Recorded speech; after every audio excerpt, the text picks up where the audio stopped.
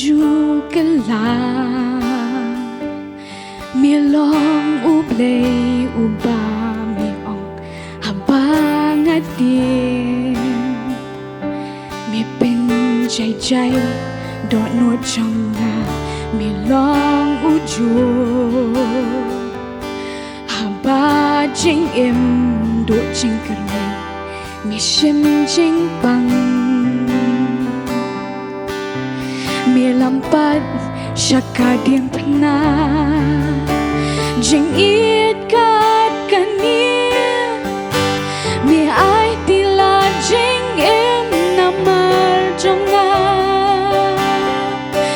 mi thao kalat pangan tep yam mi banga penbna mi dapi yang atrai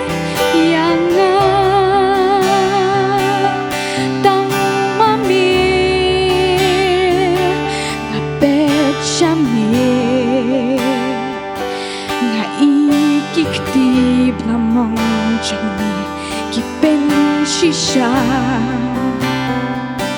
habang amla milong bala ngayeng hangni hapo jingka jongka diem pna nga shem jingkamen kon i jing it kat kania mi ai tila jing em namar jonga mi thao kalat pangan tep yami banga penna mi dapi yang atrai yang tang mami Jisu mi syashitang mi ner kikti mi berkat yang Jisu mi syashitang mi ner kikti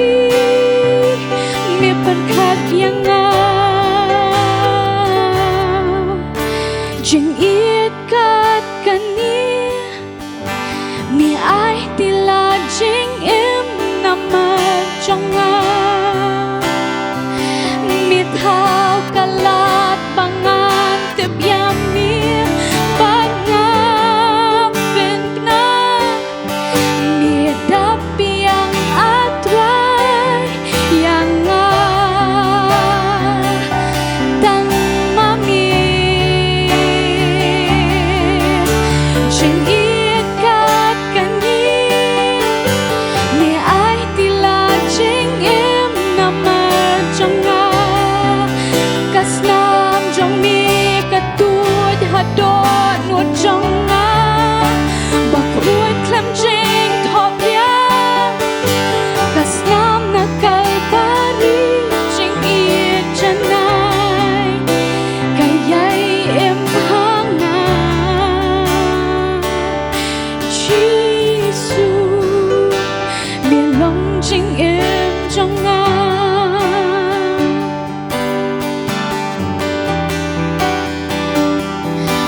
Jisu